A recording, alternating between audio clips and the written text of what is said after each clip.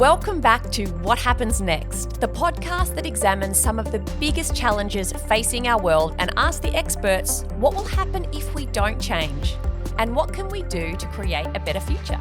I'm Dr Susan Carland. Keep listening to find out what happens next.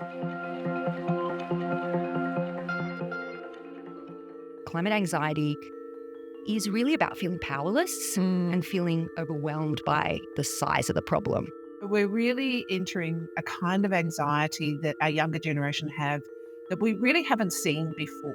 Anxiety particularly is focused on an unknown future and what might happen. And if you feel like you're going to lose your future, then anxiety will happen. That's very different from fear, and it's very different from grief. Dum dum, diddle dum dum, diddle dum dum, diddle dum dum.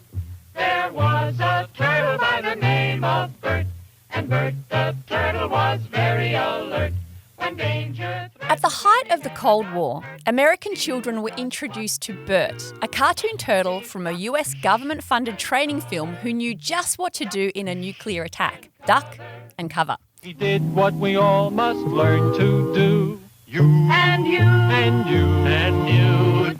duck and cover. Be sure and remember what Bert the Turtle just did, friends, because every one of us must remember to do the same thing. These That's what days, this film Bert's is all strategy about. seems laughable. Ducking beneath your school desk won't be much help at ground zero in an atomic explosion, after all. But at least Bert had a plan. And in a time where everyone was feeling helpless in the face of planetary catastrophe, that was reassuring in itself.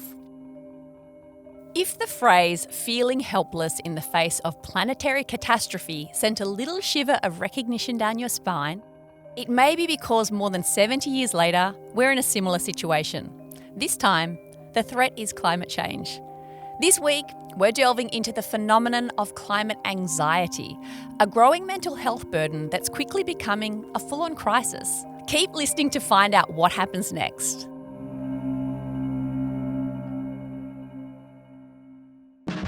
Hi, I'm Amanda McKenzie. I'm the CEO of the Climate Council. We work to educate Australians on climate action and advocate to the federal government. Amanda, welcome to the podcast. Well, thanks for having me. How would you define climate anxiety? I think climate anxiety is really the reasonable concern that the world is changing rapidly in ways that we can't control, and people are increasingly experiencing it in their own life, bushfires, floods, etc., and worrying not only about the impacts on them and their family, but also the more macro challenges around food security, refugees, etc. You make the point that it's the reasonable anxiety. And I wonder about that term climate anxiety, because when we say someone's anxious about something, often we peg it to things that it's an anxiety they shouldn't really be scared of or worried about. The aeroplanes, spiders, those kind of things. Climate anxiety makes a lot of sense. So how do you deal with an anxiety that actually is entirely reasonable? I think it's important to acknowledge that, first of all, to say that it is reasonable to be scared of something that's very scary. And so I think that validation is the first point in being able to accept, actually, this is a scary thing, and it's brave to look at it in the face. As the United Nations focal point for Monash University, ecologist Susie Ho regularly attends climate change conferences, including the annual conference of the parties, or COP. It's given her a global perspective on climate anxiety. We do know from the Intergovernmental Panel on Climate Change, so the IPCC, that climate change is affecting the health of people globally, and that includes mental health. So mental health impacts can happen from exposure to a whole range of things like extreme weather events, displacement, famine, malnutrition, degradation of social systems, climate-related economic loss and familial loss, and the distress that comes with worrying about climate change. We have very high confidence in this. So the IPCC has shown that climate change is a rising threat to mental health and well-being, spanning emotional distress to anxiety, depression, and even grief. And that's because environmental and human health are closely intertwined. So healthy humans thrive in a healthy environment. But we're really pushing Earth's life support systems to the limit. And that has led to the emergence and rapid spread of eco-anxiety or climate anxiety.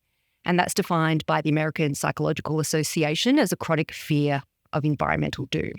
So a lot of young people are feeling this. 60% of American teenagers, almost 80% of British teenagers feel anxious or fearful. And that's something that's likely been exacerbated by COVID because we didn't have the same level of social support or engagement with nature during lockdown. And they're two things that are really important to a positive outlook. A few years ago, Dr Rhonda Garrard from Monash University's Centre for Health Research and Implementation co-led a study to determine climate change's impact on Australians' mental health. Rhonda, welcome. Thank you. Great to be here. How bad is climate anxiety at the moment? So we did our study in 2020, and so it's going back a couple of years now, but we found that it was very high, particularly concerningly among young people. And not only just concern about, post events. And when we did our study, it was just after the major bushfires that wiped out about 6% of New South Wales. And so that we had a very high number of people that had directly experienced climate events. And they were, of course, suffering from the post-traumatic impacts of that. But we now have this phenomenon called pre-anxiety, where young people are worried into the future, really about not having a future, not being able to envisage a future or a future that is in any way the future that their parents or previous generations had. And so we're really entering a kind of anxiety that our younger generation have that we really haven't seen before. Some people argue that what we're going through now is something like what people went through during wars or the nuclear threats in the mid-century, last century. But I would argue strongly that what we're actually experiencing and seeing in the mental health of our young people is something we've actually never seen before, because the scale of climate is so great. And we know that there's no real solutions, effective solutions on the table right now. So, the scale of anxiety is big. It's particularly pronounced in young people, and it's only escalating. Hi, my name is Alan Reid and I work in the Faculty of Education at Monash University and I research environmental sustainability and climate change education. Alan, welcome. Tell me, how does climate anxiety manifest itself particularly in school-aged children? What does it look like? Is it different to, say, the anxiety that maybe children living through World War II might have felt? Is it the same kind of thing? That's a good point. One of the main things you find in the studies on this is if you look at the kinds of patterns of response to, say, the threats of nuclear war in the Cold War period, particularly in the 80s, there are very similar patterns of anxiety around the future. Anxiety particularly is focused on an unknown future and what might happen. And if you feel like you're going to lose your future, then anxiety will happen. That's very different from fear and it's very different from grief. And often these things get bundled together in the schools related literature on what's happening with young people, what's happening with youth.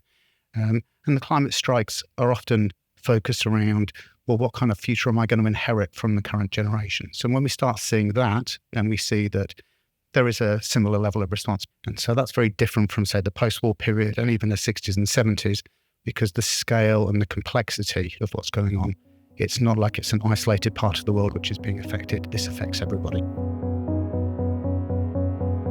An intergenerational conflict is brewing. Here's Rhonda. Young people are very clued into climate science. They're very clued into what's happening. We saw in those extraordinary, marches pre-COVID, the school climate strikes that, there's a very, very high level of concern and willingness to take action. And we also found in our study tremendous frustration among young people, but really across the range, of the lack of effective action. So I think it's a double whammy of real fear about what, global warming is going to do in terms of our environment, but also tremendous frustration that people are not acting on the science, and that we do know that if we act on the science, we have tremendous possibility of at least limiting the real impacts, but that's not happening. It's not happening in any way close to the science, and it's not happening evenly across the world. So I think that they are very aware of that, and they're very concerned because they have a greater stake than you and I, right? That, they have their whole lives, and we know that life expectancy now is in the high 80s. So kids particularly born today are very likely to live to very old age, and so. The young people now have their whole lives that they're actually going to experience the impacts of this. And we know that the impacts are coming earlier than expected. We know we're actually in the throes of the beginning of the impacts of global warming. So they're very much the ones that are going to experience the full impacts. And what we found is that even though they had high levels of anxiety and mental health impacts, that they weren't seeking traditional medical assistance. And we speculated that was because perhaps they didn't feel that was going to be beneficial, in that it's not particularly geared towards dealing with issues that, of this scale and magnitude that are actually real. Concerningly, a lot of them are also making lifelong decisions quite early. Many of them are saying they're not going to have children, or they do not see that they will have, that they cannot consider that the financial decisions they're making now, or the decisions around career and study that we really make for the longer term, they can't see the sense of making these decisions. They can't. They find it very difficult to take actions for their longer term good, because they could not really perceive of a longer term that wasn't in any way manageable. So it's a sense of powerlessness, a sense of a stuckness is how I define that. Just, what do we do? We are really facing, a future that no other generation has faced. And there was real anger that, that those in power hadn't done what they could have done when they could have done it.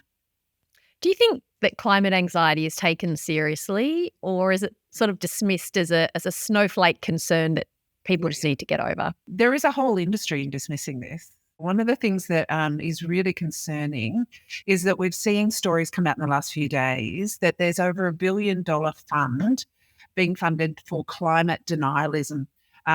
So that, there are active climate denialists on social media that are actually tapping into that. So they're actually tapping into that anxiety and saying, no, it's all rubbish. They're just, this alarmism is just contrived. They're making money out of it. They're just benefiting. So they're tapping into that willingness to switch off. And it's really working. And so absolutely it's dismissed. And certainly anything that young people experience is often dismissed by older people in that kind of arrogant way that we boomers, and I'm a boomer, that we boomers do.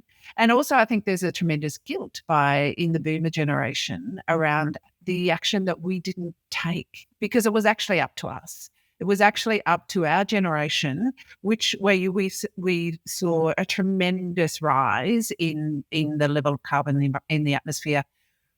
We didn't stop that. We could have stopped that in the 80s. We certainly had the evidence, and we chose not to. And so, we're dealing with guilt on one end by the boomers, and so it's much easier for us to just dismiss the anxiety of young people as, that's what young people do. They're just they're overzealous. They'll settle down, and we're all very excited once. We all marched for the Vietnam moratoriums and so on. And then we settled into adulthood. So absolutely, it is far easier to dismiss young people or equal the anxiety that we're all suffering, even the pre-anxiety, which is new, than it is to actually deal with this issue. The UN's COP events represent a golden opportunity for youth to be heard. Unfortunately, Susie says governments have been slow to get on board. Is, I guess, climate anxiety unique as a fear, particularly for young people? Or is this the kind of thing that does seem to come up again and again in different generations when they are facing a catastrophic existential threat? I think there are some similarities there in the sense that young people feel a little bit powerless in terms of the upper echelons of decision making. They don't have a voice in those big political decisions. I know that the engagement of diverse voices and youth is central to pushing governments towards ambitious commitments on climate and action, but we don't yet have a good mechanism for giving youth a seat at that table. And so youth at the COPs often talk about youth washing, which is youth being brought in a performative way. And what they want is to actually be involved with the negotiations, not just on the sideline at side events.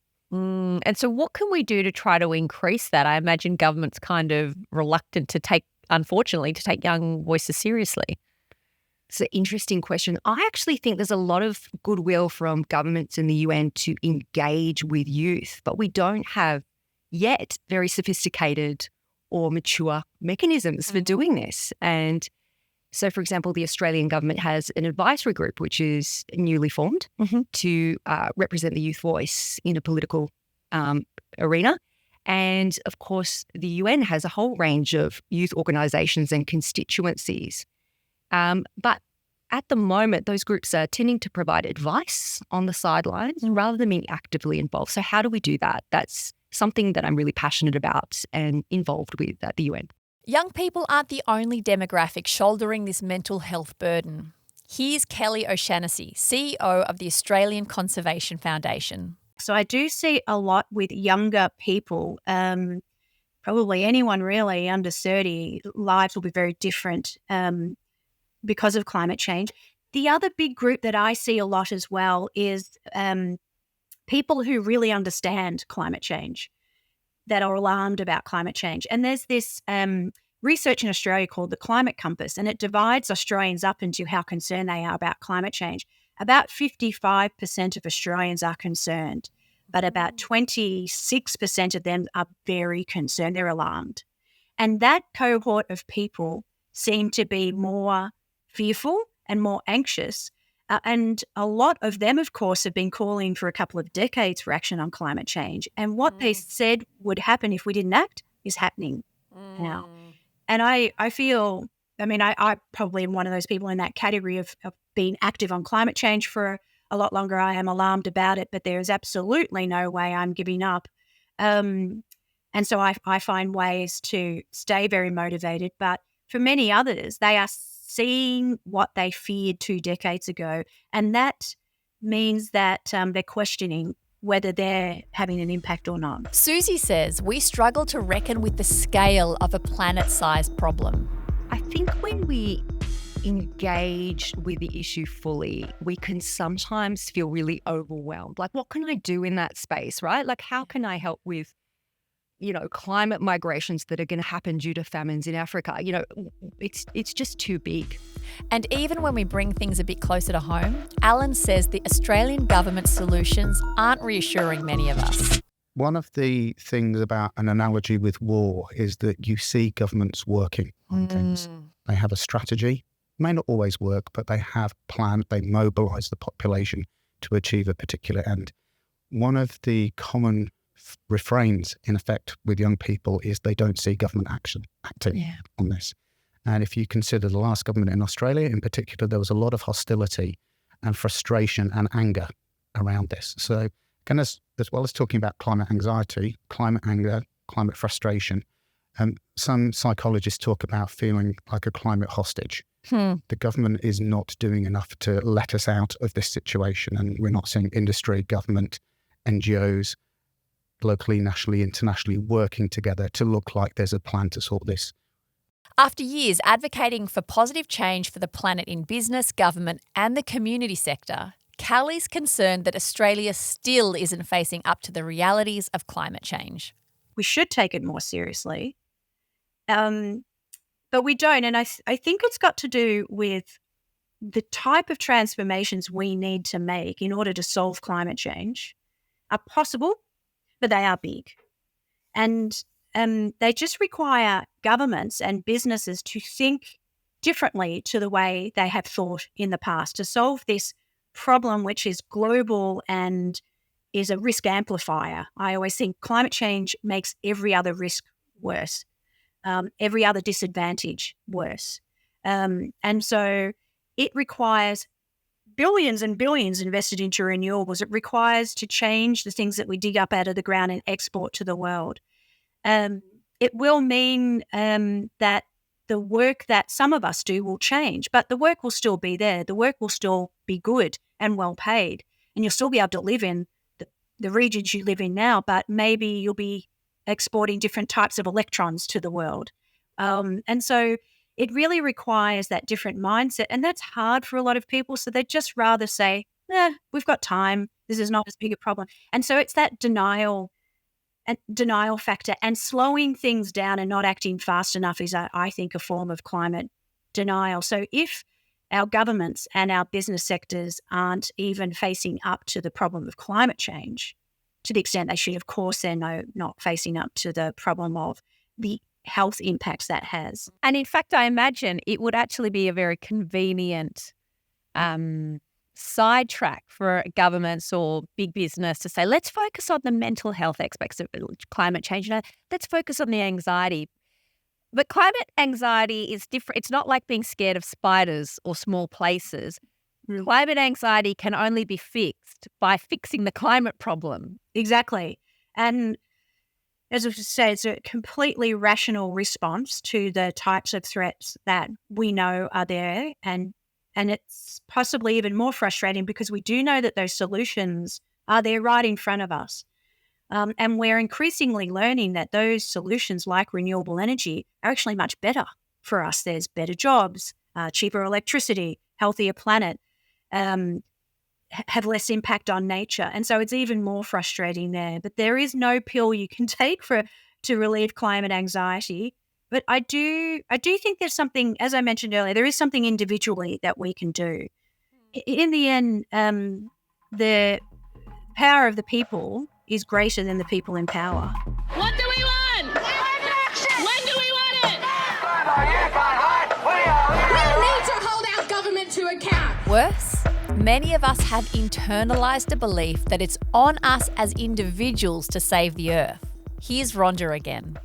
There's another concerning trend, which is around where corporations that are actually causing and contributing most to the carbon impacts that we're seeing are now driving people to believe it's an individual fault issue. And that if only we all had EVs, and if only we all didn't eat meat, that it's actually up to us and we're actually the problem. So, there is a tremendous worry that people are being really kind of pressured to be very, very disciplined and restrained and completely change their lifestyle because this is so such a big issue.